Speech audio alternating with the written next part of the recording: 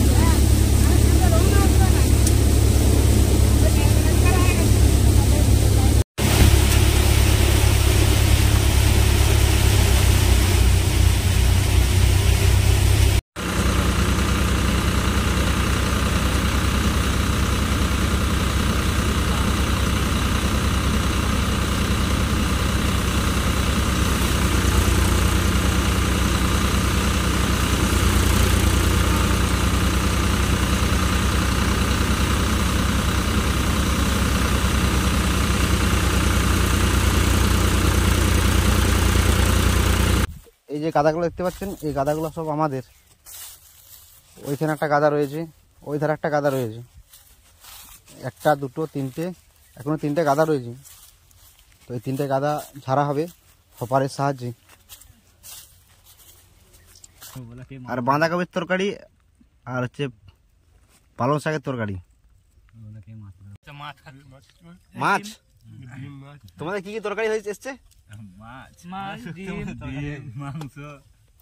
ডিম মাংস দুটোই আলাদা। আচ্ছা, তো খাওয়া দাওয়া করে নি, তারপর আবার ভিডিওর মধ্যে আসছি। তো এই ভিডিওটা বিশেষ করে শহরের মানুষদের জন্য, কারণ শহরের মানুষরা অনেকেই জানে না এই মেশিনটার ব্যাপারে।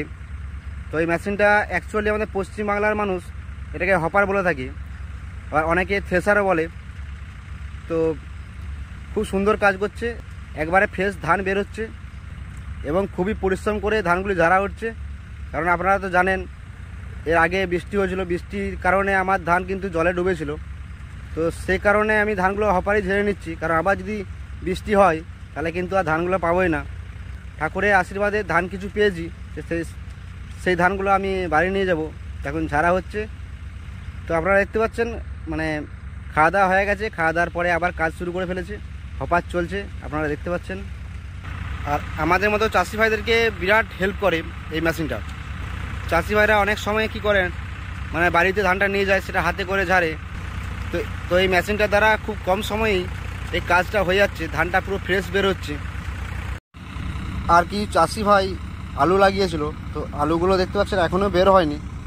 মানে আলুর যে বীজ ছিল, সে বীজ কিন্তু জল হওয়ার কারণে নষ্ট হয়ে গেছে। দেখতে পাচ্ছেন প্রচুর লস হয়েছে এবছর চাষি ভাইদের।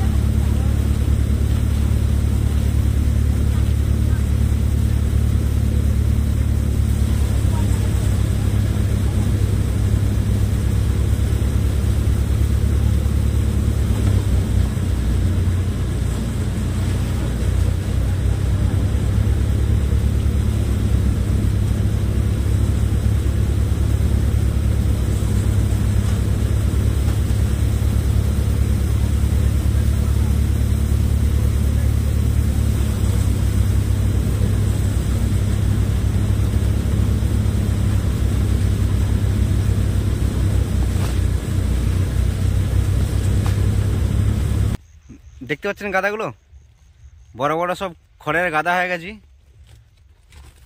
এ পাশেও রয়েছে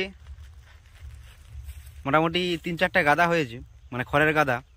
আর ধান হয়ে গেছে, এই যে বস্তা ভর্তি ধান হয়ে গেছে। তো কাজের ফাঁকে একটা ভিডিও বানিয়ে নিলাম। তো কেমন হয়েছে কমেন্টে জানাবেন। আশা করি ভালো হবে না, কারণ সময় দিতে পারিনি, কাজ করছিলাম, কাজ করতে করতে বানিয়েছি। তো মোটামুটি টোটালি ধান আমার ঝাড়া হয়ে গেছে, চারিদিকে বস্তা পড়ে রয়েছে। এরপর ট্রাক্টর আসবে, তো ট্রাক্টরে এই বস্তাগুলো চাপিয়ে আমাদের বাড়িতে চলে যাবে। বুঝতে পারছেন প্রায় সন্ধে হয়ে এসছে, অন্ধকার হয়ে আসছে, সূর্য কিন্তু ডুবে গেছে অলরেডি। তো ভিডিওটা আমি এখানেই সমাপ্ত করি নাকি? তো ভিডিওটা আমি এখানেই সমাপ্ত করছি। তো পরবর্তী কোনো একটা সুন্দর ভিডিওতে আপনাদের সঙ্গে আবার দেখা হবে। তো এখনকার মতো বাই বাই।